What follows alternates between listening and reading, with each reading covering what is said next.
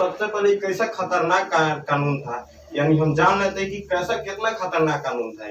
ठीक है, जानते हैं रॉलेट एक्ट कानून के। देखिए रॉलेट एक्ट कानून जो 19 मार्च 1919 को पारित किया गया था। रॉलेट एक्ट कानून 19 मार्च 1919 को क्या किया गया था, पारित किया गया था। और यह कानून जो अंग्रेजी ब्रिटिश जो था, जिसका नाम था सर सिडनी रॉलेट, इसी के नाम पर यह कानून पारित किया गया था, बनाया गया था। और यह कानून को काला कानून कहा जाता है। गांधी जी ने ही इस कानून को काला कानून कहा, रॉलेट कानून को क्या कहा, काला कानून कहा।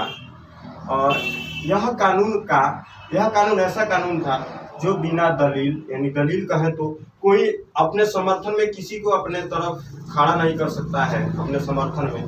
साथ में वकील भी अपना नहीं रख सकता है, और ना तो अपील कर सकता है, ना तो आवाज उठा सकता है। ऐसा कानून था, यानी कहे तो बिना दलील, बिना वकील और बिना अपील, ऐसा कानून था। इस कानून को काला कानून के नाम से जाना जाता है।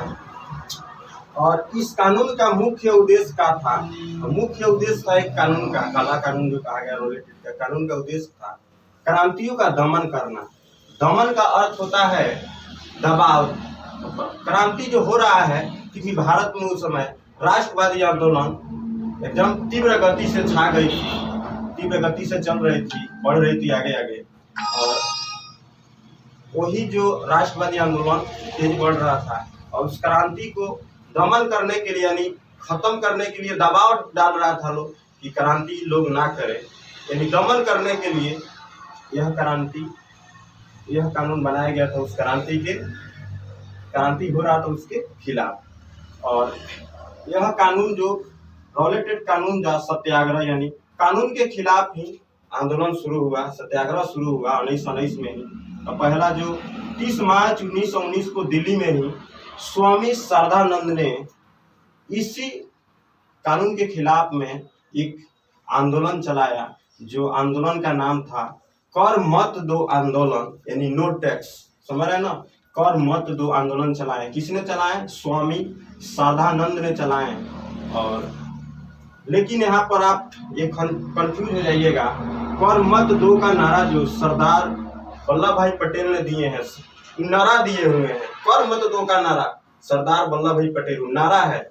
आए है कर मत दो आंदोलन, स्वामी श्रद्धानंद यह आंदोलन व नारा दिए। ठीक है, आगे देखते हैं। आंदोलन इसके खिलाफ आते हुए 9 अप्रैल को देश में इसी कानून के खिलाफ देशव्यापी हड़ताल हो जाता है। देशव्यापी हड़ताल होते नहीं, देश में, पूरे देश में, अपना भारत में हड़ताल हो जाता है। इसके नेतृत्व में, तो गांधी जी के नेतृत्व में। और आगे देखते हैं, 8 अप्रैल को गांधी जी को क्या कर लिया जाता है, गिरफ्तार कर लिया जाता है। यानी 2 दिन बाद अगले ही दिन गांधी जी को गिरफ्तार कर लिया जाता है। 8 अप्रैल को उनको जेल में डाल दिया जाता है। उसके बाद सत्याग्रह का मुख्य केंद्र जो बनाया गया था पंजाब था, जो 9 अप्रैल को, यानी गांधी जी को गिरफ्तार करते हैं उसके अगले दिन 9 अप्रैल को गांधी जी को 8 अप्रैल को गांधी जी को गिरफ्तार किया गया। अगले दिन 9 अप्रैल को 2 और जो मेन नेता हुआ करते थे, सत्यपाल और सैफुद्दीन किचलू, इनको भी क्या कर लिया जाता है, गिरफ्तार कर लिया जाता है। यह सब आंदोलन किसके खिलाफ हो रहा था, तो रॉलेट एक्ट कानून था, जिसको काला कानून कहा गया है। जो हम अगला फिर आगे देखते हैं, जलियांवाला बाग हत्याकांड के बारे में हम जानेंगे।